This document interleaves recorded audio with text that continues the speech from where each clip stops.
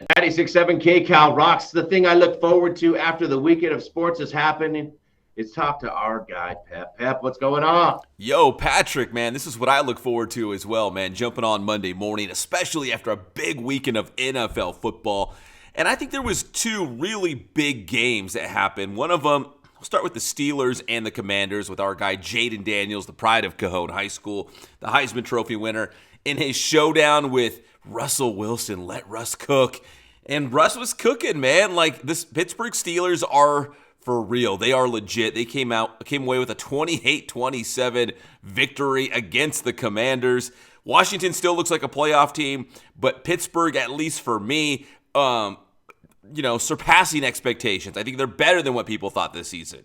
Yeah, and I mean, you're right. Russell is back to the old Russ. He was kind of left for dead after that Denver experiment, which I still suspect that Sean Payton was setting him up for failure.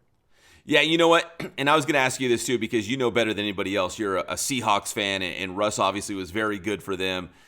And in Denver, it just didn't go right. So it's like we all thought, okay, well, maybe this is the end, the beginning of the end. You know, he's just going to sail off into the sunset. We saw the best of him. But he's kind of got that old Russ back, the old Seattle Seahawk Russ. Right. I never felt that he just would fall off a cliff like that. It just seemed like a weird relationship. Maybe he did need some humbling, and that did happen a little bit. No parking spot, no office away from the team. And I mean, you see him dancing out there. He seems very loose, and he's got this team humming, man. Yeah, Pittsburgh looks legit. Mike Tomlin has done such a great job over the years. They're always consistent. You know, Pittsburgh is always right there in the mix, but they look especially good this season with Russell Wilson in at quarterback. That was one of the big games. The other one, I think it was the Sunday Night Football game, you know, the Detroit Lions and the Houston Texans, and the Texans jumped out early. They looked like they were going to win at home, but here come the Lions. You can never keep out the Lions, and they won 26-23. The walk-off field goal, despite, you know, quarterback Jared Goff had 5 interceptions in that game, and they still won. Man, to be able to have 5 interceptions, and you're right, still walk off with the win, that says something. The Detroit Lions still moving along. Could it be Russ against the Lions? Who knows?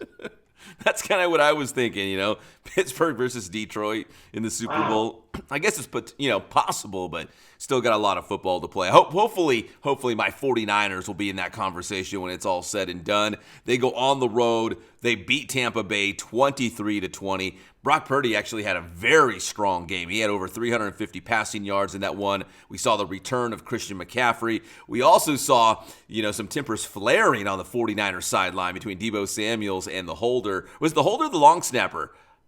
Right, I believe it was the long snapper. Yes, it was the long snapper because they missed. Jake Moody hit the game-winning field goal, but he also missed, I think it was 3 field goals. So, I mean, he did not have a good game on his return to the lineup. They said Deebo walked over there and said, lock in. It didn't go over well, right? They started fighting. Oh, my gosh. Well, whatever it takes. Maybe the 49ers needed that spark to kind of wake up and get the season going. But that was a big win against Tampa Bay on the road like that.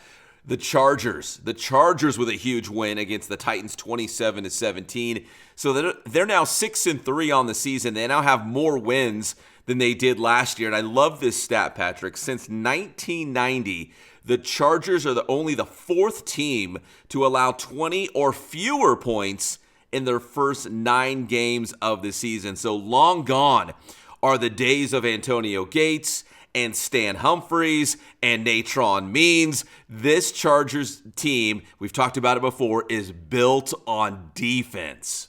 Yes, very stingy. You know what I mean? A team as a whole. They don't let you do anything easily. And I mean, that is going to pay off. Yeah, they look really good, and I'm excited about this team. Again, I'm a guy who likes defense and pitching and low-scoring games and all those sorts of things. So I always hang my hat if you can play defense and protect the football. Listen, I'm not reinventing the wheel. If you're not going to turn the football over and you're going to play strong defense, you're going to be in every single game. You don't have to score, 30, 35, 40 points a game to feel like you've got to win it because you know your defense will be there every single day. Yeah, I mean, Harbaugh's got the offense and the defense complementing each other, doesn't he? Yeah, Justin Herbert's still making plays, so don't sleep on him. So yeah, the Chargers look really, really good. On the flip side in the AFC West, the Chiefs have not looked really, really good, but yet they are 9-0. Somehow they beat the Denver Broncos. And again, I love all the conspiracy theories that the referees, the NFL, everyone's out to prop the Chiefs up, make sure they win, give them the calls to put them in position to win the game. And again, I feel like a broken record, but it seems like every single week there's a play or two where it's like, oh man, the league wants the Chiefs to win. They want them to be popular. They want them to get in the Super Bowl. And that was the case against the Denver Broncos. The Broncos should have won that game. The script says the Chiefs win. Also, really quick sidebar. If you can listen to the Spanish radio call of the block, it's hilarious. It is the funniest damn thing you have ever heard. If you can get a chance to do it, it is so funny. Bloqueo, bloqueo. He goes completely bananas. It is so funny. Por supuesto. I'm going to check that out. Oh, God. No, I have not heard that. But yeah, I mean, there was a couple plays to keep that drive alive. For Kansas City, and then for Denver to get back, drive down and have it blocked at the end. Just, oh my gosh. When it happened, I was like, oh, I know what Pep's going to say. He is the luckiest SOB ever. Patrick, I've always said that, man. I've always said that. Like, are the Chiefs good? Yes, they're good, of course. They got Patrick Mahomes. They're good. But are they the luckiest team I've ever seen? Yes. I don't know if it's luck or the NFL is trying to give them wins. Nevertheless, they're like a cat that always falls on their feet. They always fall on their feet. I know we're going to talk about NASCAR later, but it reminds me of when Jimmy Johnson won 5 championships in a row, and finally one of the other drivers was like, I don't know, he has a horseshoe up his ass or something. I don't know what the deal is. I do remember that, man. The 48 machine was always in the winner's circle. What's the deal? He had a good run. And finally, big one on Monday Night Football tonight. If you're a Rams fan, you already know this. On Veterans Day, it's going to be the Rams and the Miami Dolphins tonight. The Rams sitting at 500, but again, the NFC West is wide open. No team wants to kind of run away and hide with the division lead. So every game's important, and it's a big one that the Rams should win against Miami. And the Rams are kind of putting their lives back together. They got Cooper. They got Puka. They're starting to fire on all cylinders. That defense is better than they thought, because after you lose Aaron Donald, you think the Rams are done. These Rams are that dangerous team. You don't see them coming. Maybe here they come. Yeah, somebody told me this. This is not my take. I'm just regurgitating it. Somebody said the Rams' defensive line is actually better this season without Aaron Donald. And I'm like, what? So I'd have to look at the stats and, get some numbers to prove that. But they're a Rams fan. They should know. But they said they're better this year up front.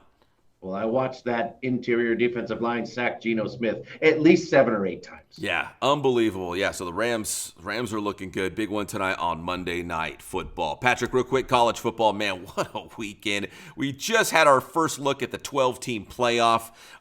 It's obviously going to look a lot different for this upcoming week when they give the projected 12 teams because Georgia and Miami, they both go down. Alabama, over LSU, BYU holding on against Utah. I could go on and on, but it was a wild week. So these last couple of weeks of the regular season, I think that 12-team playoff, those first-round matchups and who's going to get the first-round buys, I think it could completely change by the time we get to the end of November. It's kind of really fun. I mean, you got the NFL is up and down. College football is even more up and down. You're right. So we don't know what's going to happen. It's kind of exciting to watch every week to see the jumble. It is a lot of fun because I never like it when you already know who's going to win the national title. It's like, it's going to be Alabama versus Georgia in the championship game, or it's going to be, Michigan versus Texas in the national championship. I like having it wide open. I like the parity. I like that, dude. Even some of these big brands like Alabama, they might lose in the first round depending who they get. Like it's so fun. Yeah, we finally get to see it. Let's get a Boise State in there and see what happens. Dude, Southern Methodist is coming from out of nowhere. Boise State, BYU. Like, let's go. Let's see it. Upset a big dog. All right, and finally, you mentioned NASCAR. No, Jimmy Johnson and the 48 machine. They are not Cup champions again.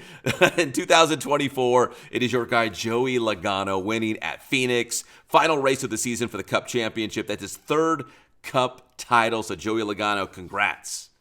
Yeah, congratulations to Joey Logano. My goodness. NASCAR, it's a long season. Dude, That think about it. NASCAR. The Daytona 500 is like right around the Super Bowl, like mid-February, and here we are in November. That is a very long season on the track. And now Joey Logano is back. It always stings a little bit when you think about California Speedway. We don't get to see our NASCAR anymore. We do have the Clash in the Coliseum, but it's just not the same around here, is it, Pep? No, and they just announced like the track is not coming back. Like it's, they're not, the NASCAR's not coming back. It's officially done. So yeah, that's an end of an era here in Southern California. The land is too valuable is what happens. Hey, you know what? I pay property taxes. I know everything is going up, so I get it. My goodness, man. Breaking it down for us, man. I can't wait till Thursday when a lot more has happened. Pep, tell me how to get your stuff. Hey, happy Veterans Day to all the veterans out there. Thank you for your service. Get my stuff anytime on Inland Sports, Facebook, Instagram, and X, aka Twitter. You can also find us on YouTube. That is Inland Sports. Thanks, Pep. Dude, if you